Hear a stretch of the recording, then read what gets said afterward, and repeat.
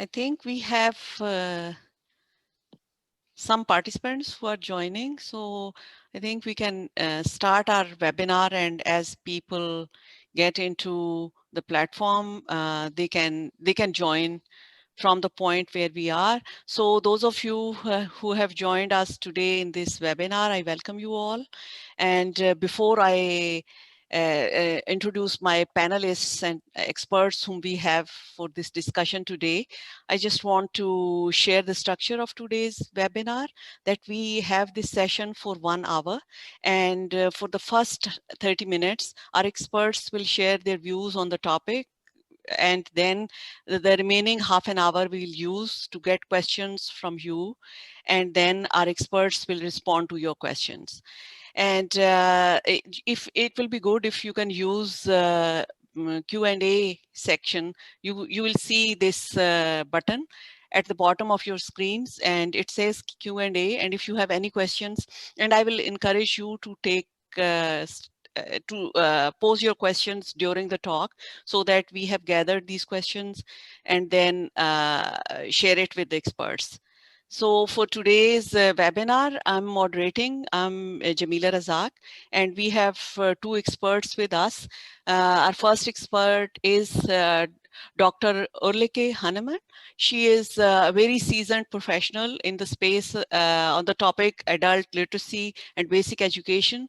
She has led UIL's work on these themes and topics for like from 2001 to 2017. And she has vast experience in the field of education, and her research interests focus on application of lifelong learning principles to education for social transformation. Our second expert is Yvon Laberge. He has 35 years of experience in different organizations and different countries. Currently, his position is president of college in Vancouver, Canada. And he has taken numerous action, research, and participatory research projects in education and adult education with governments and NGOs and UNESCO. He has worked extensively on family literacy in Canada, and his research interests include adult literacy, essential skills, policy development and planning in adult education, and program and policy evaluation. So our two experts, they will speak on the topic that on the concept of family literacy, family learning, and different approaches and variations within these concepts. And then they will share with you some basic principles, foundational principles for designing a family literacy program. And later on, they will also share some examples that how these approaches have been used in different models and different case studies around the world. So this was the introduction of the topic and experts. Now I hand over to our first speaker, Dr. Yvon Laberge, to take over and share his knowledge, understanding, and experiences with the participants. So over to you. Over to you, Yvon. Thank you very much, Jamila, and thank you for the invitation, and greetings to everyone.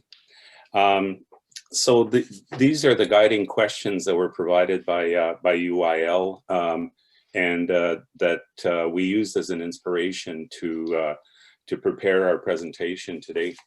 Here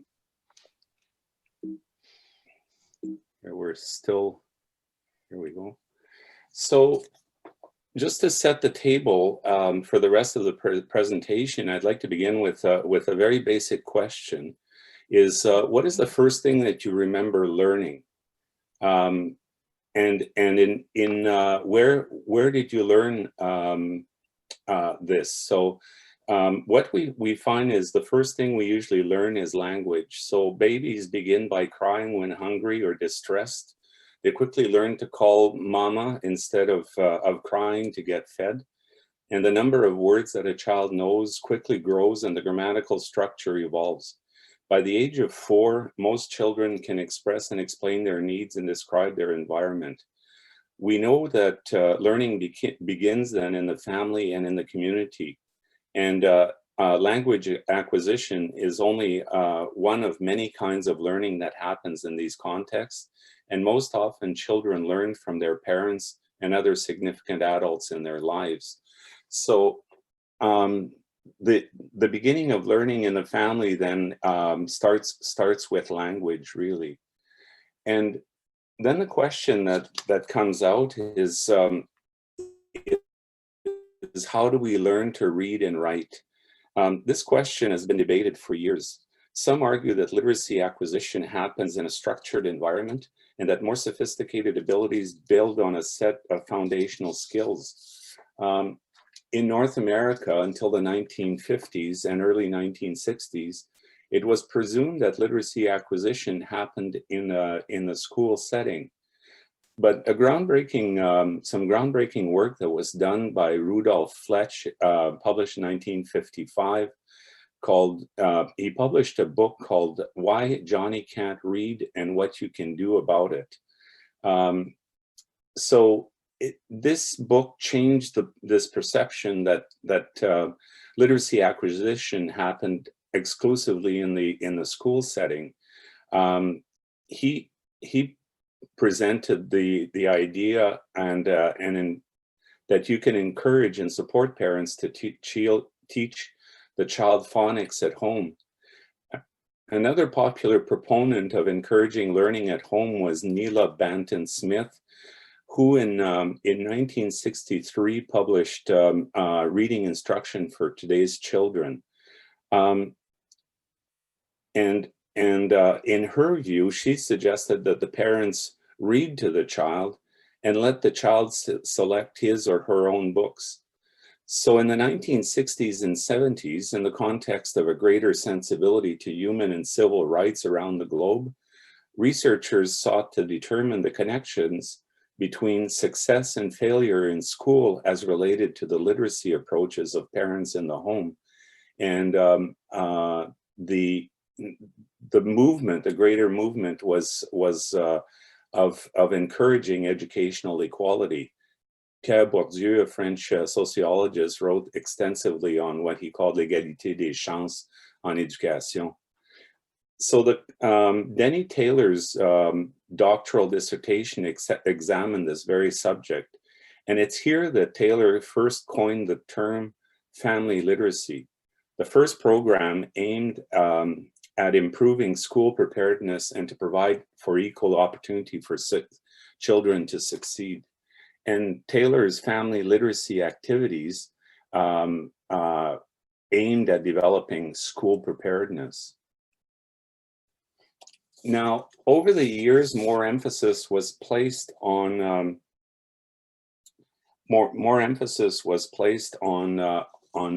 brain development. The idea there is that you can stimulate the sensory chains that are developed in the child.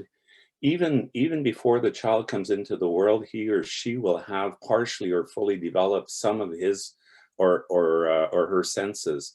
And the brain grows faster during infancy. So the period up to the age of 3 is particularly critical. And the development of the brain depends on the experiences of the child and the receptivity of his or her environment. Now, all experiences have an impact on the child. Favorable experiences will stimulate wiring, while unfavorable experiences have short and long-term negative repercussions.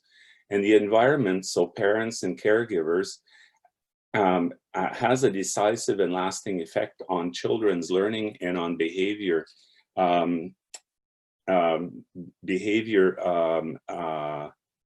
the control of his or her emotions.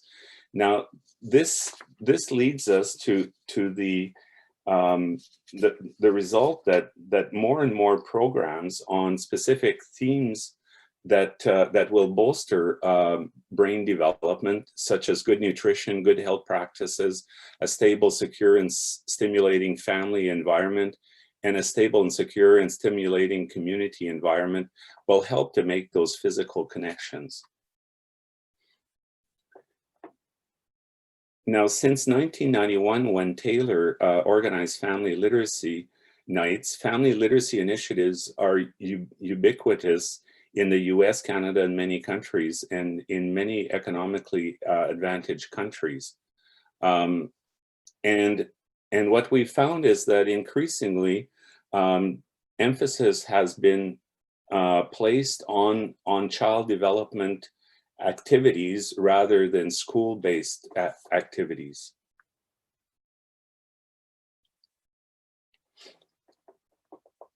Now, so what is happening? The growing interest in family literacy around the world, especially given the inclusion of early childhood education in the SDGs. So SDG 4.2 reads as follows: by 2030, and we must ensure that all children, all girls and boys have access to quality early childhood development, care, and pre-primary education so that they are ready for primary education. However, even as programs multiply in numbers and approaches, there remain key concepts that are inherent to most programs, though sometimes defined in different ways depending on the culture and socioeconomic context. Now, Dr. Hanemann will speak to these concepts and explain how they are interrelated. Ulrika? Okay, thank you. And greetings to everybody. The term family describes a relationship of care and support between different generations involving children and adults. It can be any adult who plays a significant role in a child's life. It encompasses diverse notions of family, ranging from nuclear family to extended family, neighborhood, or community, according to the cultural context in which they are embedded.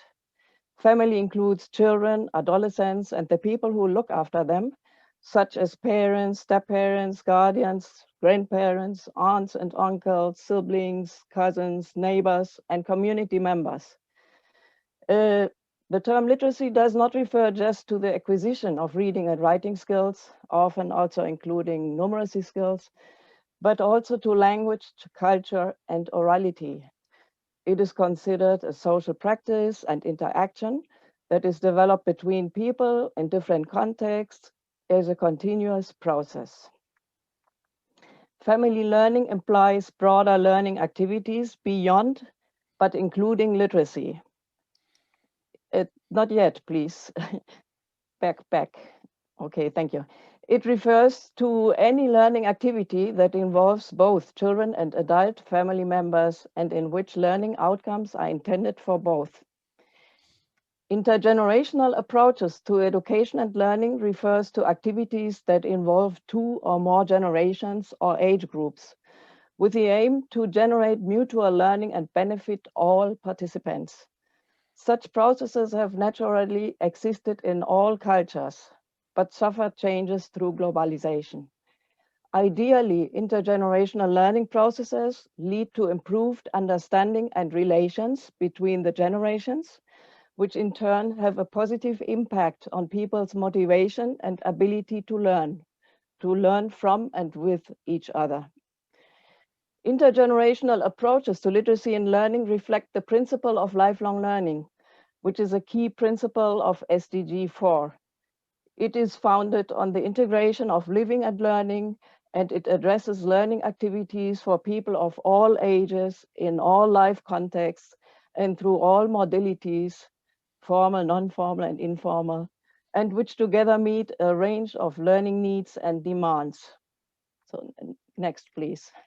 So how are these interrelated with each other? This is captured in the graph that you can see. Family literacy should be considered a core element of all intergenerational learning. Family learning refers to a broad range of knowledge, skills, and attitudes that are developed by family members and can be related to different themes that are relevant to families. Family literacy and learning usually occur within a broader community learning and development context. Related learning activities usually aim for social change in both families and communities or neighborhoods. Developing a culture of learning is often the overall goal of national policies. Family literacy and learning should therefore be addressed from a lifelong and life-wide learning perspective. The next, please. So the vision of lifelong learning supports the idea of building bridges between different components of the education system, bridges between actors or stakeholders, institutions, processes, learning spaces, and moments, and to develop a holistically designed learning system. It is about bringing learning and living closer together.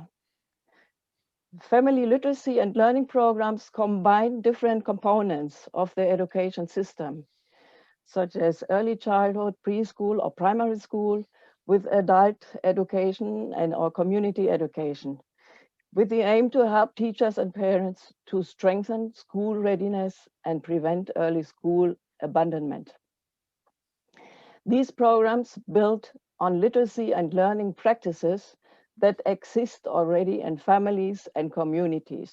And this is what we call a strengths-based approach. These programs encourage and value all forms of learning, formal, non-formal, informal learning, and they use or they create synergies and foster a culture of learning at home, in school, and in the community.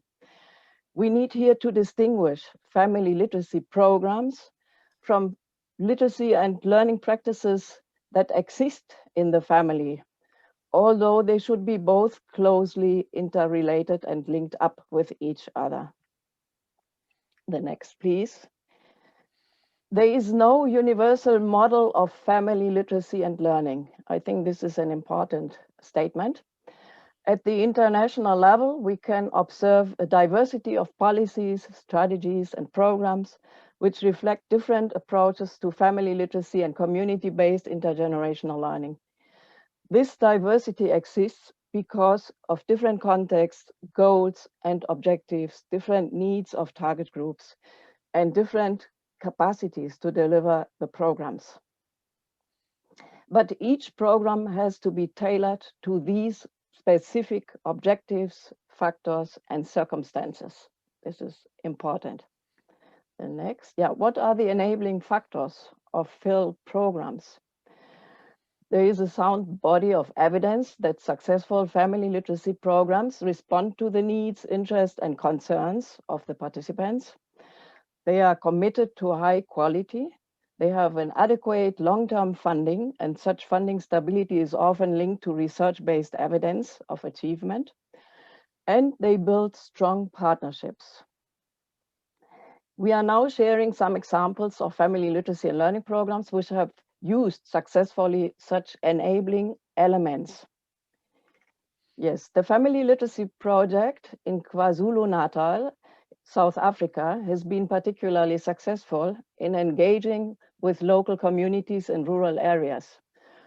Their family literacy groups are not just classes, but little community support groups, as they call themselves. Participants support each other and also have a role to strengthen the community. They take their learning back to their own families and also visit other families with children in the 0 to 5 age group to share lessons from the group regarding issues such as health, nutrition, early literacy, and childcare.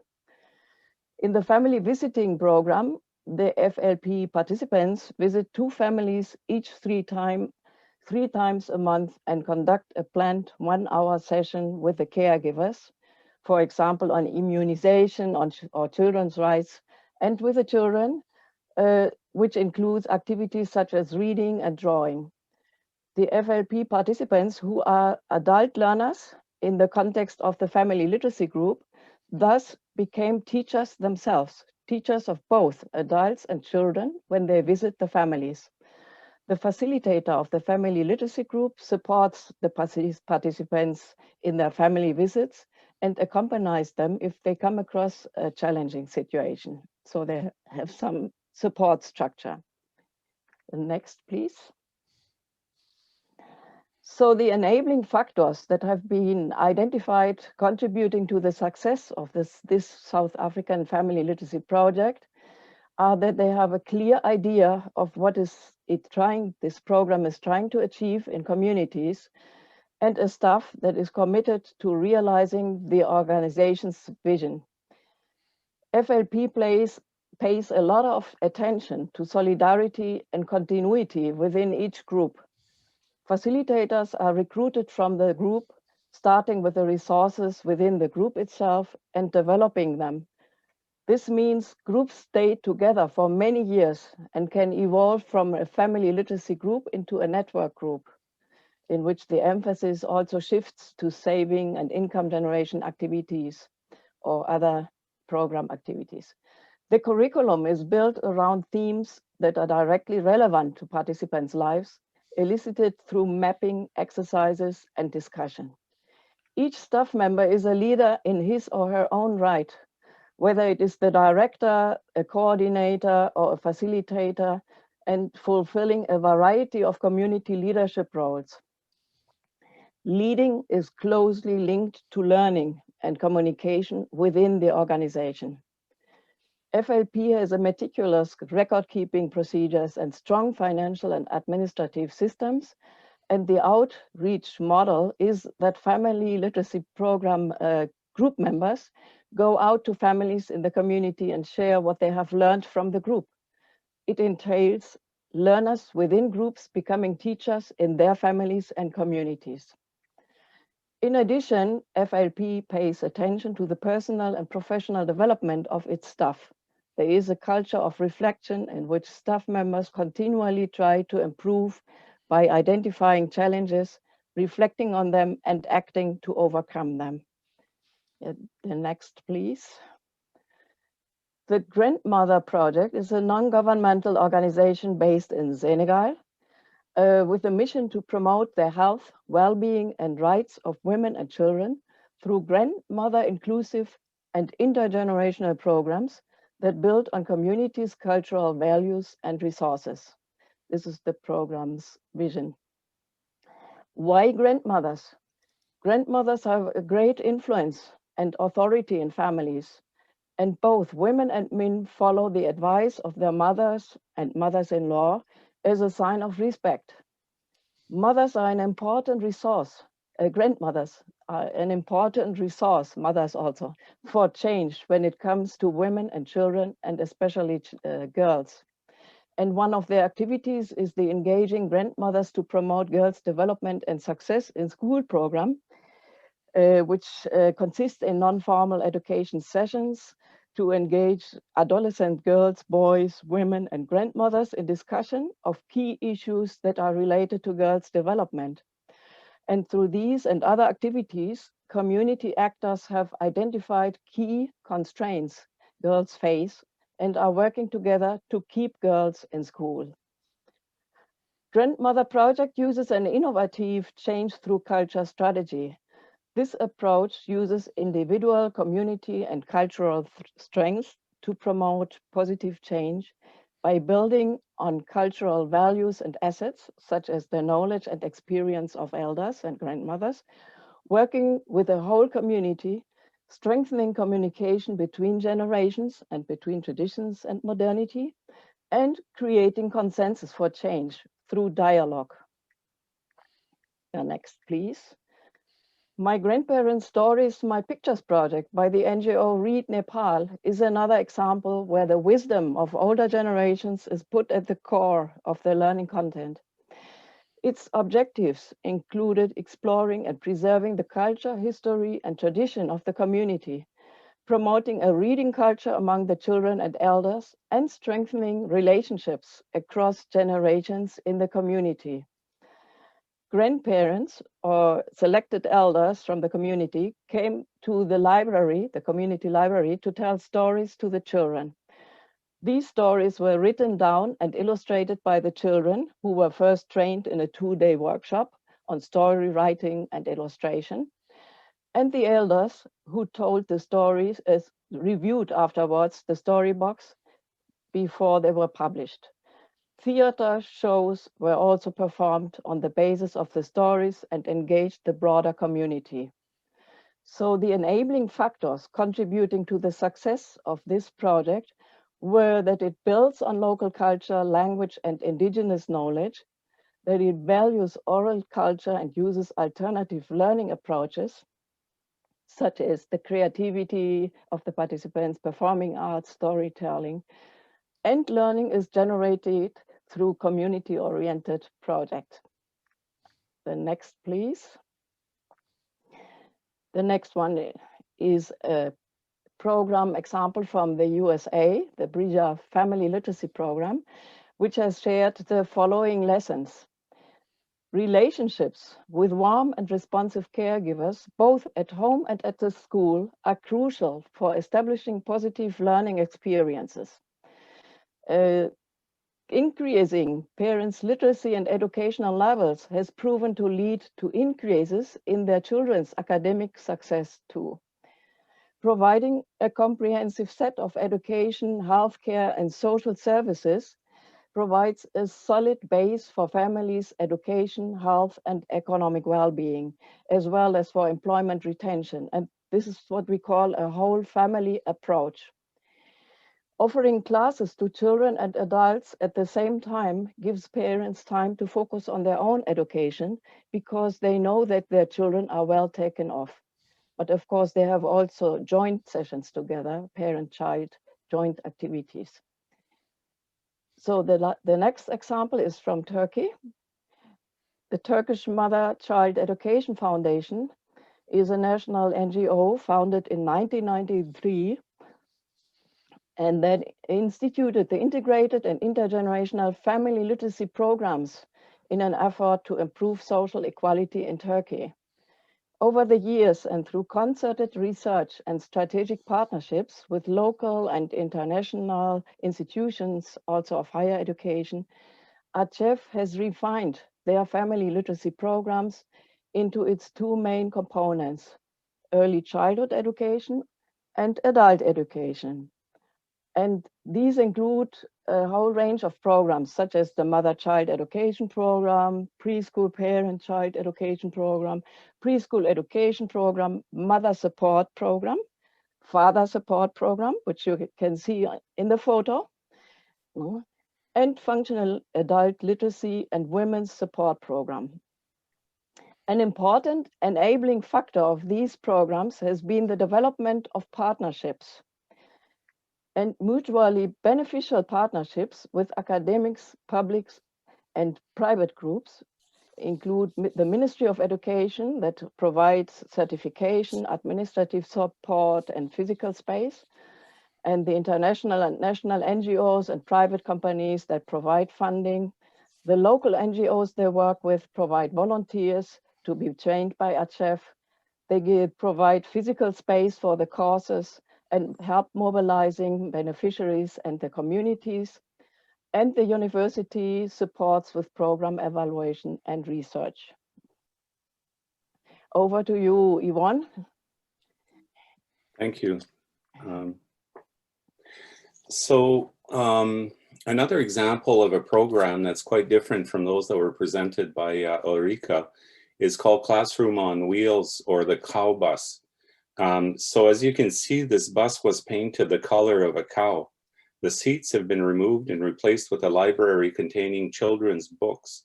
And the bus travels from community to community, mostly in rural communities where there aren't any libraries.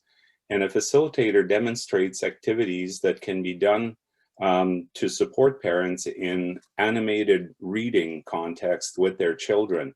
This is a very successful approach, and it's measured in a way because children have been said to pester their parents about when the cow will return to their community.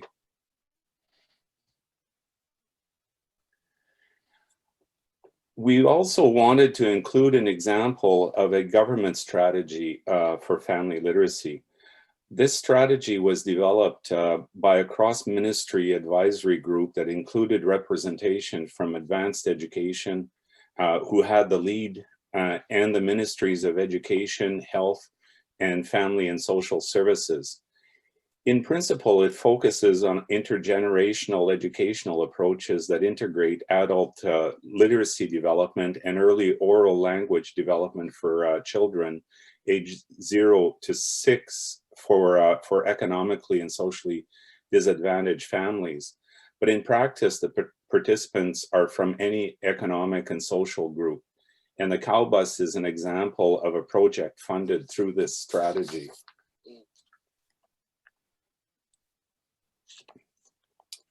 The objectives of the strategy, as I said, are to enhance the oral language, early literacy, and social interaction skills of children aged 0 to 6, to strengthen and build the basic literacy skills of parents, and to support and foster the involvement of parents in their children's learning, and to develop and enhance community-based partnerships. It operates around 4 axes of strategic axes of development. One is awareness raising. The other is assessing need, program delivery, training, and evaluation. As you can see, it's a systematic approach to and comprehensive approach to family literacy development and support. More specifically, the initiative, as examples, published and distributed a newspaper that explained in plain English children's stages of development and strategies to stimulate their development.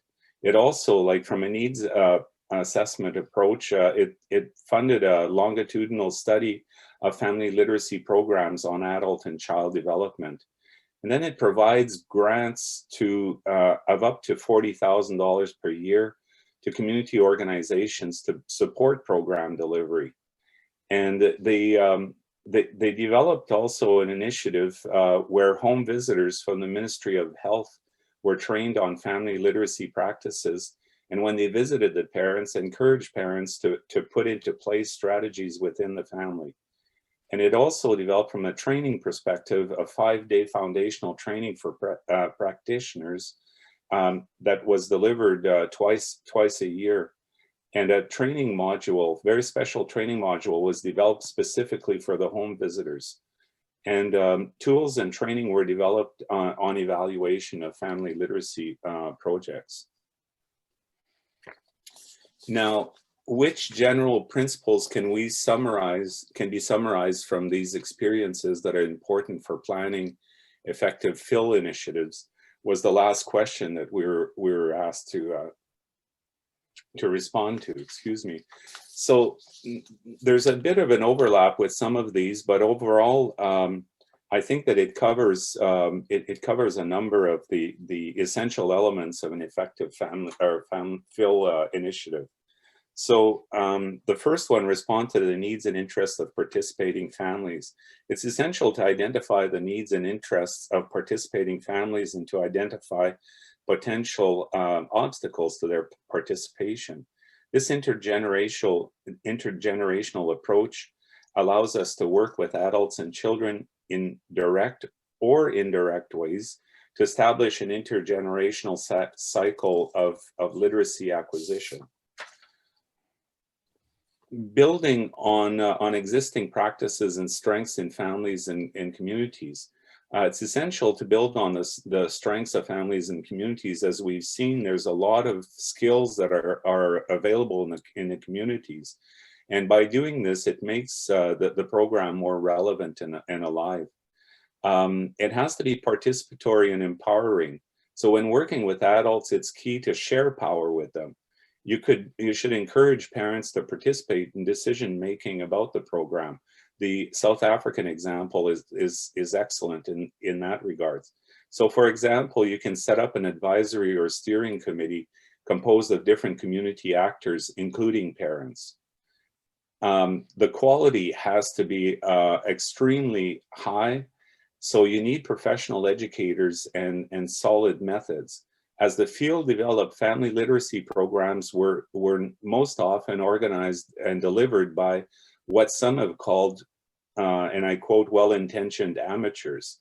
And since then, given the small budgets available, funding for training and professional development becomes the poor cousin in the initiative. In my experience, it's essential to provide foundational training followed by training in specific models. It's also important to make learning fun and to celebrate success. Like, that should be incorporated in programs, and to emphasize the joy of learning. The flexibility and possibility of adapting are important factors. So don't be afraid to change your program in midstream if you see that it isn't building on the family's strengths. Also, be prepared to expect the unexpected. Your results may not necessarily reflect your planned objectives. And finally, studies have shown that successful programs are delivered close to where families live. So the proximity component is very, very important. They should be sensitive to culture, language, age, gender, religion, etc., and utilize the appropriate resources for specific target groups. And the respect for diversity and the value of indigenous knowledge and skills and language is kind of wraps all of these components up that we've been talking about. If you live in a country with many national languages, for example, you may have to choose the language that will be used. I observed a program in Peru that used the names of local plants as a starting point to introduce literacy in the Quechua language to women. And this is the final slide. The community is very, very key. So one must find champions within the community and seek support of key community leaders. It follows the principle that they will support what they have helped to build. Embedding literacy and learning into other services is another important and effective an important principle. So one can incorporate literacy and learning on a variety of topics that are relevant to the participants. So for example, numeracy can be embedded in activities such as calculating the correct change when people sell something, or good infant nutrition, or strategies to protect yourself against malaria. These are just examples, but working with a wide range of partners will provide many opportunities and resources with this diversification of context. And the example of the parent-child literacy strategy using a multiple ministry advisory committee certainly changed the orientation that was initially planned for the strategy for the better. Environments that we have to offer the programs in accessible and welcoming places and provide support to overcome barriers to participation, for example, childcare services.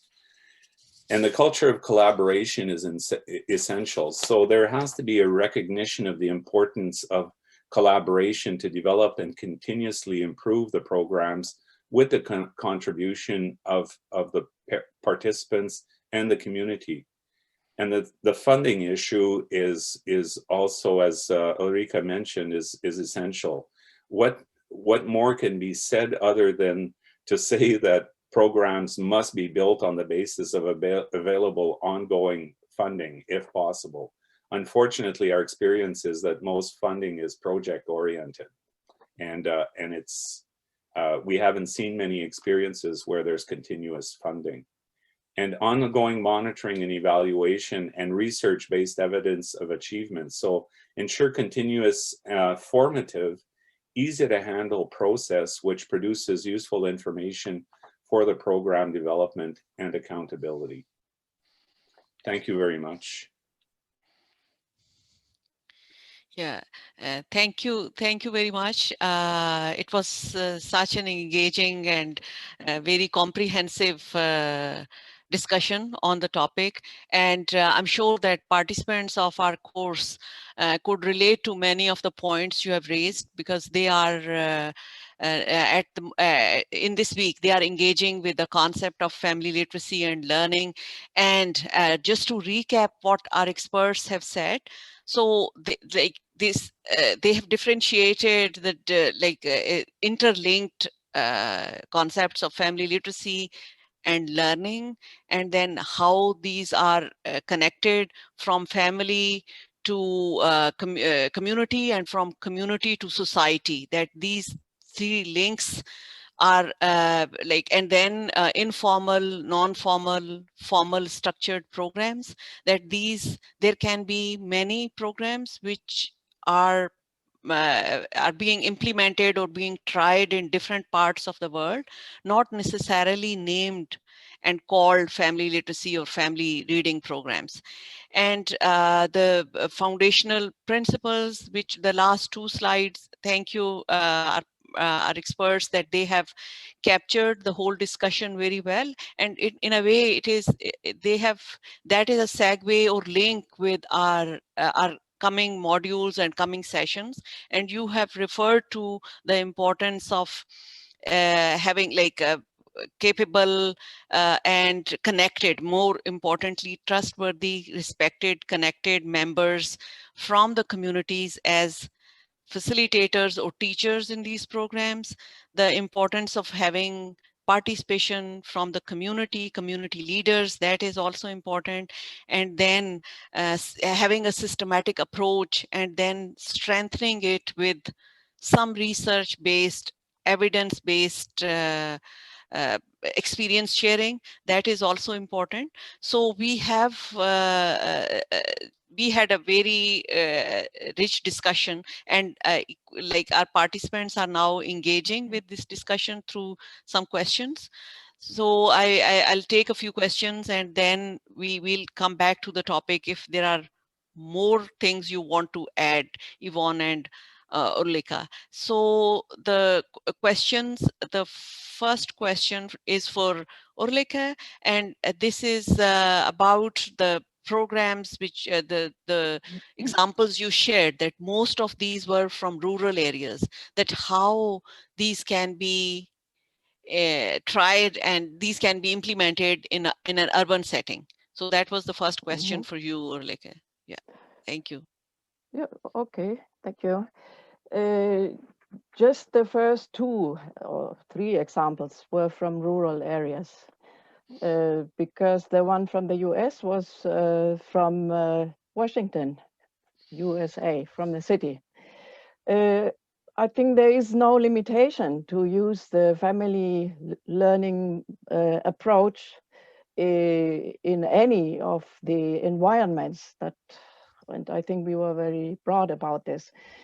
What is particularly maybe important to emphasize is that family literacy and learning tries to address disadvantaged communities that have disadvantage with preparing for school readiness, and have disadvantage even to make it to school or to survive long enough at school to get a good basic education. And in rural areas, people, of course, have less opportunities to use institutional offers to bring their children to preschool, for example, and to help them to develop their full potential. And very often in rural areas, people speak different languages than the national language. So children do not only have to get their cognitive development stimulated, but also to learn a second language, to be able to understand the teacher when they get enrolled at school. And the best moment to learn a language, we know, is before getting to school, at the preschool age. And people also have less, what we call a less developed literate environment. People have no libraries, no books, they have no opportunity to use and practice literacy and numeracy skills in their environment. So it is particularly important to develop such opportunities in those areas. People also have to go long distances sometimes to go to reach a school or a preschool opportunities. So the home visiting approach that you could see in the first example in South Africa is very important to reach out to people who live in isolation. And yes, in urban areas, you also try to target disadvantaged people. And in many urban areas, you have migrants from the rural uh, parts of a country who also need to learn the language and who also have the parents have not had an opportunity to go to school themselves. So I think there are many possibilities to use the approach of family literacy and learning to help disadvantaged families to keep up with what they need in order to perform in their everyday context, and to help their Thank children also to get school ready. Yeah, thank you very much. I hope like the participant who had put this question, but just to add to what Urlike has said, that there are so many examples which our experts have shared and we have provided in our reading materials for the course. And sometimes this can be overwhelming if you try to link each program to your context. This is a repository, a collection. And when you are reading through these different examples, some things will you can pick up different elements which are more relevant for your context when you are planning your own program. This is not a toolbox but different examples, and Mm-hmm. you can not like necessarily replicate the whole program, some elements from one program, some elements from another example, and then you can plan a program on based on those elements which are more relevant to the context you are working in. So that was a very strong message which was coming out from the talk and from all the evidence that it has to be relevant for the communities, that their needs, and it can be very rural community, their needs will be different. But when you go, if you're working in an urban community, their learning needs, their linguistic preferences, their cultural and their very logistic arrangements would be different. So it is the basic principle is to respond to and design a program which is relevant for the people you are designing this program for. The basic thing is the approach, which is family and intergenerational tradition of learning, which exists everywhere in all cultures, in all communities. This tradition exists. So the basic principle is to use this tradition, this approach, which is already there. Don't the recommendation from the experts and from the evidence is that don't present it as a foreign, as something which is being introduced, built on the traditions which already exist. So now I move to the next question, which is for Yvon, and there are two questions related to the work you presented, the example you presented from Canada. One was that how the teachers were trained. Teachers or mean that those people who were in that cow bus, that how they were trained to engage with the communities. And the second is that what were the challenges, like if there were any challenges, what were those and how those were responded to. So these are the these two questions are to you, Yvon. Thank you. Thank you. Just to clarify, the challenges, is it in relation to training delivery, or is it challenges in general to program delivery?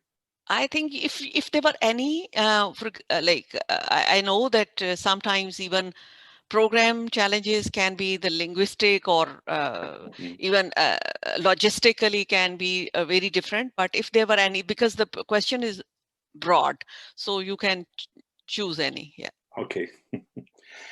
So the first of all, we try to stay away from the concept of teacher. We prefer to use the concept of facilitator. And there's an important philosophical nuance, and I don't want to go into details around it, but I speak French, so facilitator comes from facile, which means easy. And so in principle, it's trying to ease people and make it easy for people to participate. And right there, when you use the term facilitator, it creates a better level of equality between the facilitator and the parents. And it's already a best practice, I think, to use that term. In terms of training them, what we've developed in Canada is I'd say a threefold strategy. One is that we developed an extensive training program called Foundational Training in Family Literacy that is composed of 10 different sections, and each section is offered in three-hour slots. So the 10 sessions are offered over 5 days, and the topics that are covered, and they're sequential. The first is definitions of family literacy and models of family literacy. The second is family literacy within a social context. The third is working with understanding and working with children, and then the next is understanding and working with parents, and the other is working with communities. And finally, and I probably missed a few, it's early in the morning here, but there's the final one is on evaluation and monitoring. So the first step is this 5-day intensive training program.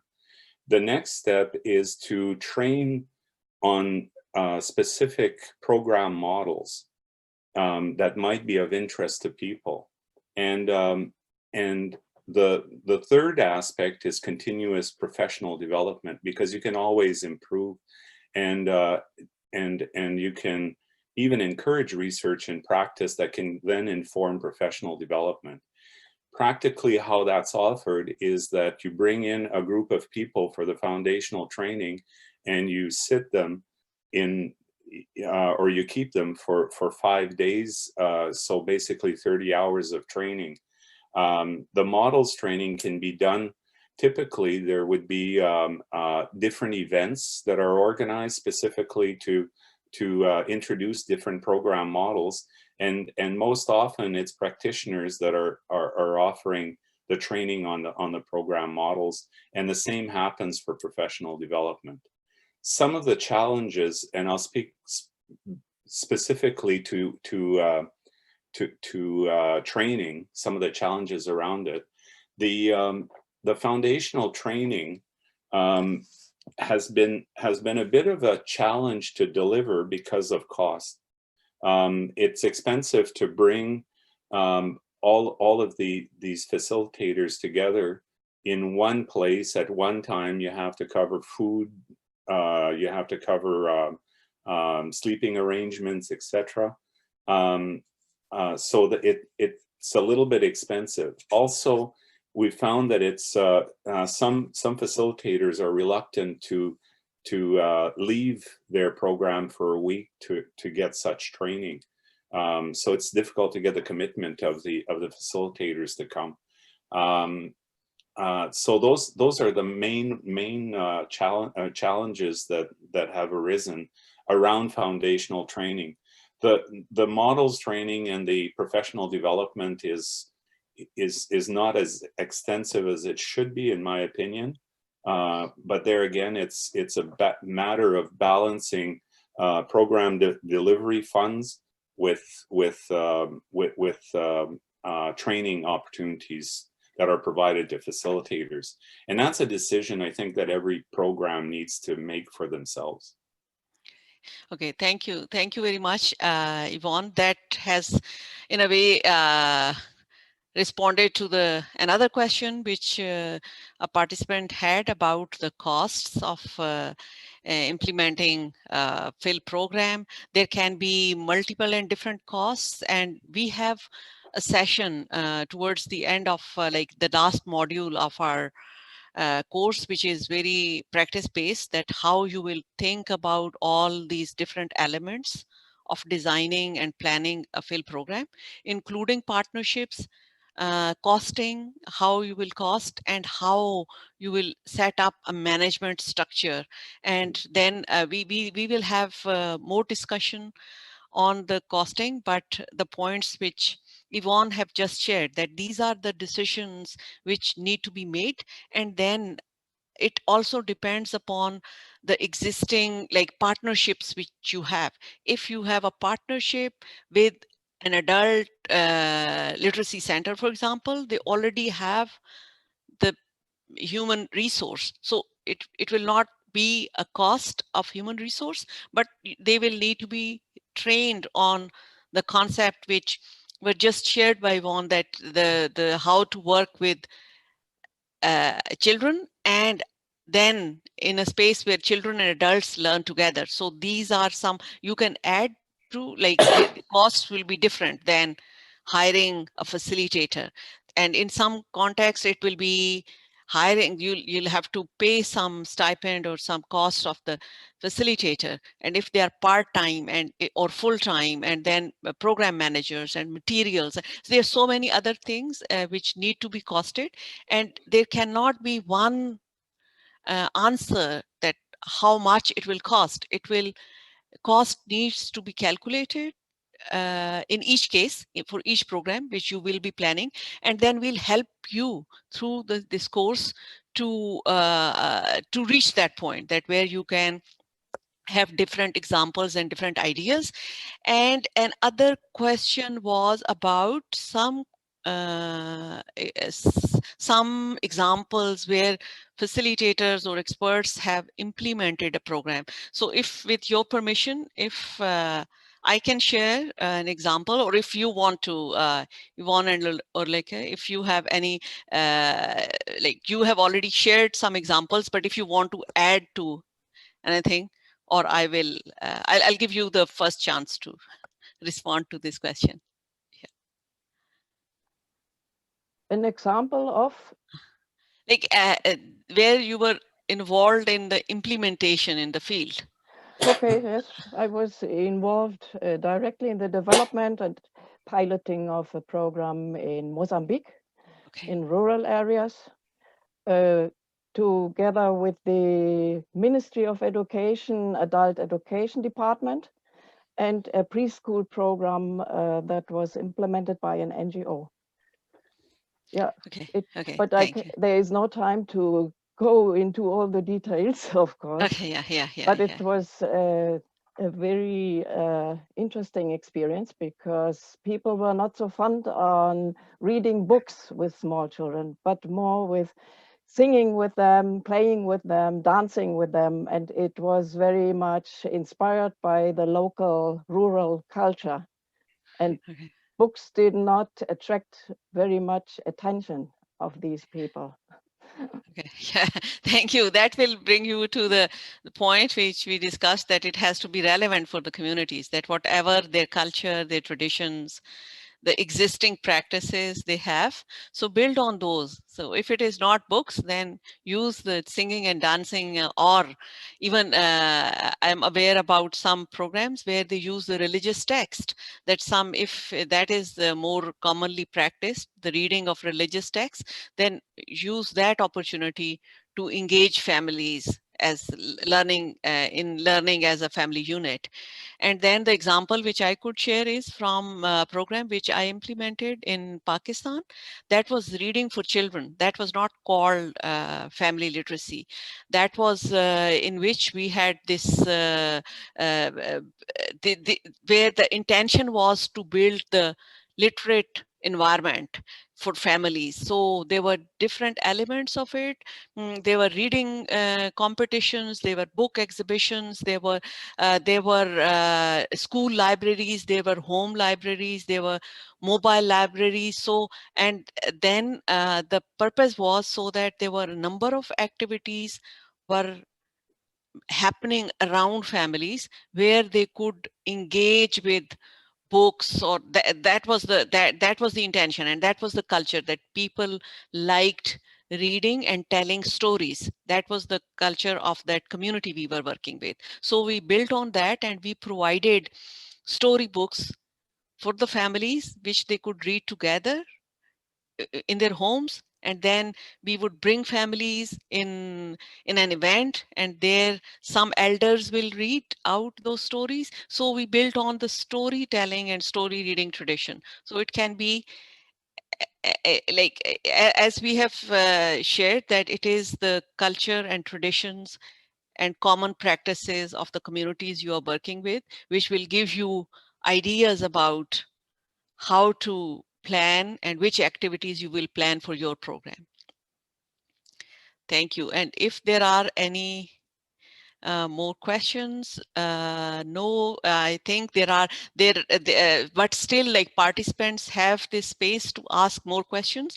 Even if you reflect on the ideas presented in this webinar, and if you have more questions, please post them on the discussion forum for the course, and we will try to respond to your queries there.